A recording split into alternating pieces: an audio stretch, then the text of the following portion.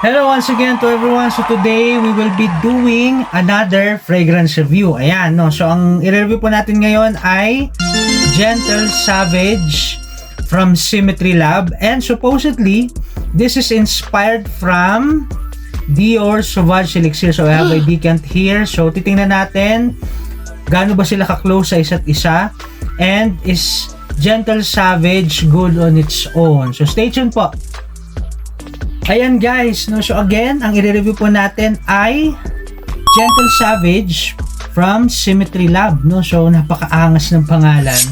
And katulad ng sabi natin kanina, this is inspired from or a clone of Dior Sauvage Elixir, no. So I have a decant here.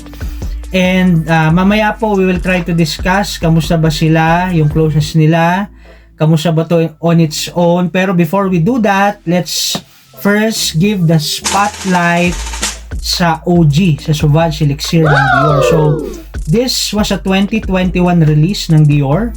And guys, nung nirelease po ito, pambihira, napaka grabe ng hype. Wow. No? Hanggang ngayon po, no, doon pa rin yung hype ng Sauvage Elixir.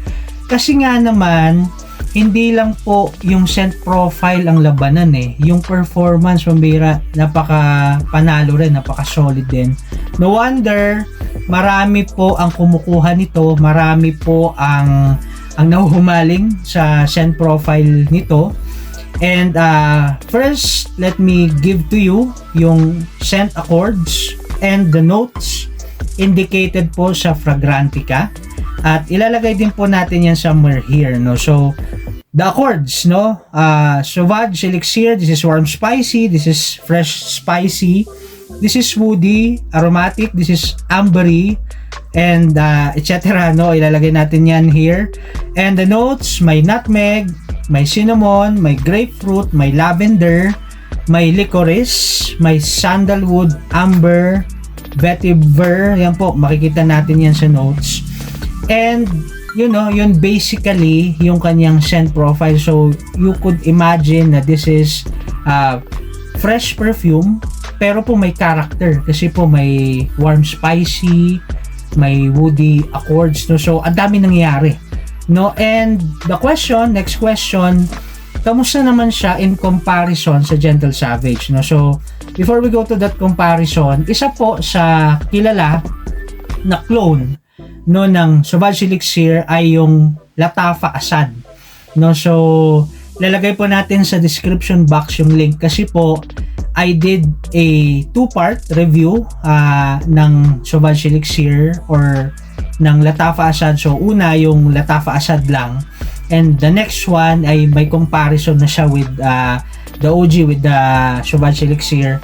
So madami nangyari, may character tong perfume na ito, solid to. And I shared to you nung nireview ko po yung Assad, no, na yung Assad, this is a warm spicy take, no. So yes, it is a clone, pero pong may twist na ginagawa ang Lattafa kasi mostly sa kanila pong clone perfumes, no? So anyway, lalagay natin lahat yan sa description box para po mapanood ninyo if you are interested to see what are my thoughts sa Lattafa Assad. So ayun, no, ito pong Gentle Savage, no. So guys, honestly, kasi po ilang days ko pa lang to hawak, no, nung dumating. And I tried observing yung kanyang behavior in comparison po with the OG. Siguro kagabi lang hanggang kanina, no. So I sprayed, no, them both sa aking pong kamay, no, para po ma-observe yung kanilang closeness. So honestly guys, nung una nahirapan ako, no, nahirapan talaga akong hanapin, no, kung meron ba silang difference, are they really the same, etc. So nung una mahirap pong hanapin, no. That would give you an idea na talagang close si Gentle Savage sa OG.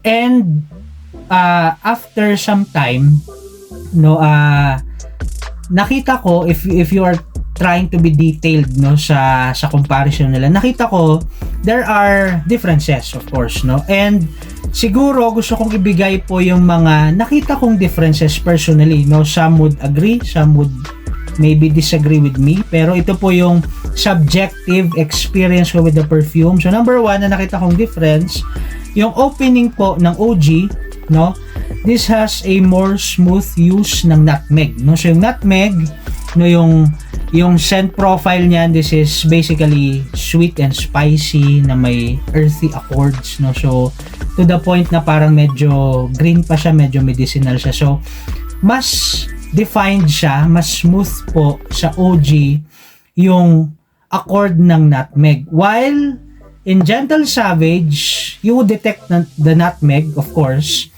pero mas bright siya, no. What do I mean? Kasi po sa opening, meron po yung grapefruit. Yung grapefruit, if you are familiar with the citruses used in Bleu de Chanel, I'm not saying na ganun yung pagkagamit, pero ang sinasabi ko lang po, yung grapefruit, that is bright citrus, no. Minsan mas bright pa yan kaysa sa bergamot, no. So anyway, yun po yung napansin ko sa opening nila, no. Mas pronounced dito sa clone yung grapefruit, and dito naman po sa OG mas pronounced or mas smooth yung nutmeg. Tapos yung pangalawa kong napansin sa base naman, no. So yung una sa opening, sa base naman, no, napansin ko na mas smooth ang pagkagamit, no, ng yung balance, siguro ang gusto kong sabihin, mas smooth yung pagkagamit ng OG sa combination po ng licorice, ng sandalwood, ng amber.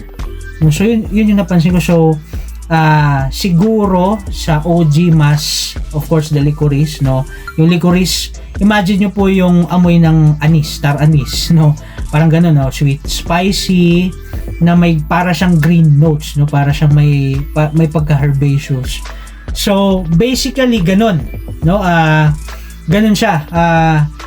Napaka-smooth niya, creamy siya na licorice kasi po may sandalwood, may amber. While in the inspired one, the Gentle Savage one, napansin ko na mas angat yung licorice, no. So parang licorice lang siya na may konting sandalwood. So yun, basically yun po yung gusto kong sabihin, yun po yung na-observe ko sa kanila. So this has a more smooth base, siguro yun po yung summary, no, ito pong OG. While in Gentle Savage, alam mo na kopya niya pa rin yung licorice use, pero para siyang licorice lang, no, na may konting vanilla lang, no, may konting sandalwood lang. So ayun, no, yun lang naman basically yung napansin ko sa kanila in terms ng scent profile. Overall, kung bibigyan po natin siya ng degree or percentage ng comparison, no, alam niyo po guys, ang hirap talaga magbigay ng degree ng comparison, pero for the sake of giving it a percentage, no, siguro around 80 to 85% overall, no. For a clone, an inspired perfume, solid na yon, maganda na yon, no guys, kasi for the price point, no, wala ka ng reklamo, no, solid na rin talaga, no. Performance, the next question, kamusta yung performance? Number 1, of course, the Sauvage Elixir ng Dior. This performs beastly. Nasasabi ko kanina, I get around 9 hours, 10 hours of longevity sa skin, no, with that scent bubble na meron ka for like 7 to 8 hours, no, at maamoy mo pa rin siya sa skin up to the 10th hour, and it projects very good, no, more than an arm's length, no, napaka solid talaga nito, no, napaka panalo niya. And alam naman po natin, no, para po sa mga nakatry na sa inyo ng Sauvage Elixir, alam po ninyo na talagang halimaw tong mag-perform, no, ito pong Sauvage Elixir na ito. Pero katanungan, kamusta naman ang performance ng Gentle Savage ni Symmetry Lab? So for me, for the price, you get more, no? Kasi po ito pong 15 ml, this is a 15 ml bottle. I believe this is 300, no? Thereabouts 250 to 300. And of course, the 50 ml is around 600, no? 550 to 600, no? Lalagay na lang po natin yan lahat, no? So, ito po, kamusta yung performance for me, above average pa rin, no? So, hindi man siya pareha ng OG, pero guys, the longevity for me, this is around 5 hours, 6 hours, no? Pushing hanggang 7th hour, pero skin scent na po yan. And may scent bubble ka hanggang sa 5th hour, at it projects siguro an arm's length, no? Not bad guys, no? Kung titingnan nyo kasi guys, no, ito po, no, siguro my thoughts lang about those na parang ano, no, gets ko naman po yun, no, na if you are trying to buy a clone or inspired perfume, tinatry mong hanapin yung performance ng OG. No guys, for the price point kasi, minsan kasi we are expecting more, at marami nang pong perfumes, no, na clones na inspired perfume na they give us more.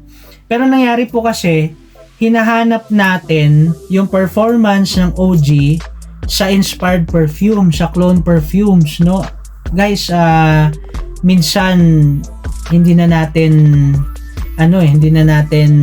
nakikita yung performance talaga, no, ng inspired perfume, no? What I'm trying to say is okay na siya for the price. No, minsan kasi naghanap tayo ng 1:1 ratio, no, when it comes sa inspired perfumes or clone perfumes, no? Definitely iba po ang klase ng materials, etc. Ang dami pong factors that you have to put in, no? So anyway guys, overall, Gentle Savage, this is very good on its own. For the price, solid na. And in terms naman po ng wearability, no, or the versatility, we will discuss that with both, no? So this is versatile naman. Wag lang po siguro sa sobrang init, no? Kasi po dahil dyan sa nutmeg at sa licorice use, no, na may cinnamon, may sandalwood, pag sobrang init guys, mambihira, baka masyadong cloying na, baka nakakasukan na yan, no? So it is my advice, wag nyo po siyang gamitin sa sobrang init na panahon. Pwede naman siya sa mainit, pwede siya sa malamig, pero wag po yung sobrang init, no? Kasi cloying yan, hindi mo ma-enjoy yung note development. At yung last na katanungan, is Gentle Savage worth it, no? Is it a recommended blind buy, no? For me guys, yes and yes. Wala na kayong problema dito. If you are on a budget, you want to try the scent profile of the Sauvage Elixir, okay na to guys. Wala nang problema dito. Sulit na to. So ayun lang guys, no, siguro yun lang yung gusto kong sabihin. And before we end, I would like to give my shout out sa Symmetry Lab. Maraming salamat po, Symmetry Lab. Another great creation. Thank you so much po sa lahat ng inyong support. Thank you so much po for your love sa frag community, for your passion, no, in creating perfumes, no? So ayun lang guys, maraming salamat po. Again, if you find this helpful or interesting, please do consider liking, sharing, and subscribing. Maraming salamat po. Ingat po kayo.